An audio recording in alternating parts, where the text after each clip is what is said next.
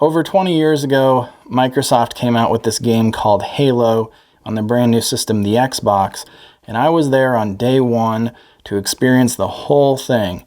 And holy cow, Halo Combat Evolved was amazing.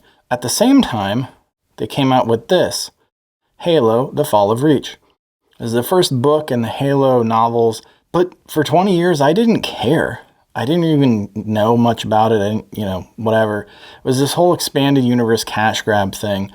And, as a Halo player, as a fan, I thought it was cool that they did it maybe, but I didn't really ever read into it. I wasn't that interested at the time. I just wanted to play really good Halo games. Fast forward something like 20 years, and I finally got around to reading Halo: The Fall of Reach. This is a book that is the first in the Halo book series, and it covers all the events leading up to the original Halo game. It gives you a bunch of backstory on the Master Chief, the aliens, the Spartan program, the whole thing. I had just sort of finished reading some of the Dune books, which I've covered in previous reviews on this channel, and for some reason I thought, all right, let's just read the Halo book. I actually picked this copy up at a local city library book sale for I think $1, maybe less than $1.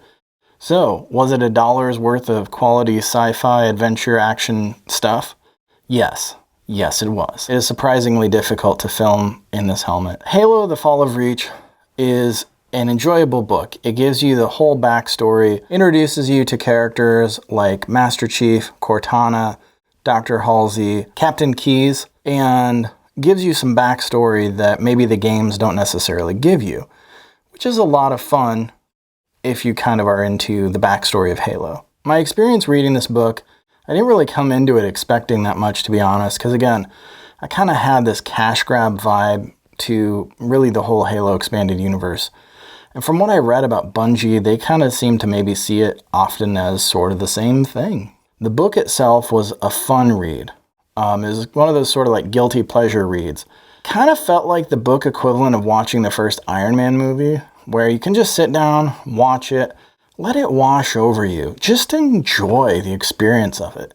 For that, it was great. Was it the greatest sci-fi novel ever made? No, but I don't think that's what they were going for. I think they were just going for like, let's make a pretty dang awesome Halo book.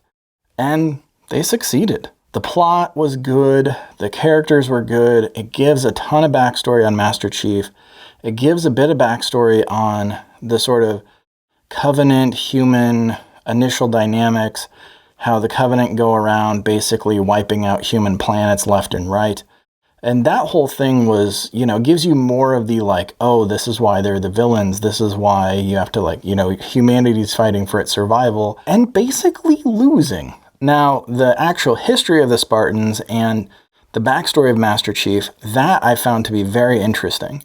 Trying not to give you too many spoilers, but basically Master Chief is like a kid that gets abducted and then gets thrown into the super soldier program, and a bunch of the super soldiers end up dying, and the few that survive are incredibly fast and incredibly strong, and they're good at killing stuff, and they're just like the ultimate human soldier cybernetic super machine.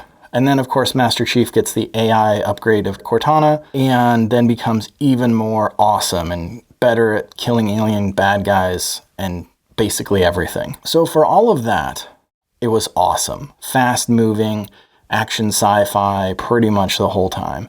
And that part was great. It feels like Halo. It feels like, again, the vibes of those early Halo games that were so great and so well done. This book definitely made me feel like what it was like to play the first Halo game and go, oh my gosh, Master Chief, yeah, yes, this is so much fun. Now, the other thing I think this book did that was very cool is gives you the backstory of Master Chief, which I kind of gave you the abridged version of. But the games didn't ever give me quite the same feeling of just how screwed up Master Chief was. He's kind of like the ultimate hero, but you don't necessarily feel just how, on one hand, amazing and awesome he is compared to like a standard Marine. Like in the game, you're obviously this super soldier Spartan dude, but you never really understand why you're a super soldier Spartan. You just have the cool armor and you have the guns and you blow everything up, and that's awesome. This book gives context to the Spartans in a way that shows you, oh, they are way different than a standard Marine or even a ODST soldier. A Spartan is the best of the best, and they're scary, dangerous in a lot of ways. The other thing, though, is that the backstory of the Spartans, again, the children being abducted and being genetically modified and turned into super soldiers, and not all of them survive. That's pretty screwed up. And obviously the games didn't really push that narrative much. Maybe if you went looking for it, you'd find it. But to have that, like, to kind of be walked through that experience, good and bad, was pretty cool as a Halo fan, and also a little bit disturbing.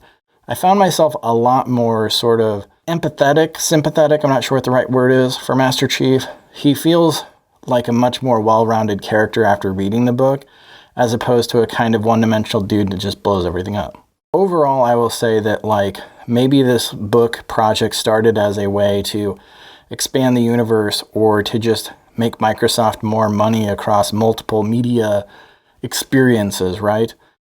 But it was so well done that I enjoyed it. As a Halo fan, as someone who's willing to do a silly review like this in the Halo helmet the whole time, which is super exhausting, I would just like to say that I enjoyed reading the book. I did not read the book with this helmet on the whole time.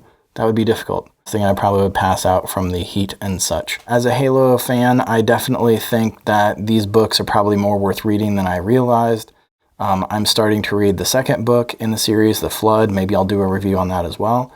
And I just think that it was a well-made, well-written book. If you are into sci-fi, if you are into Halo, if you are into action, adventure, things that go boom, this book is great. Halo: The Fall of Reach is very entertaining and very fun as a sort of military sci-fi future thing. And if you're into Halo at all, I'd say you'll probably enjoy this book. As a piece of expanded universe fiction, as a novel that's just entertaining, this book, Halo: The Fall of Reach, is great. So you should check it out if you have the opportunity. All right, can I take this helmet off now? Oh my gosh. That was a lot.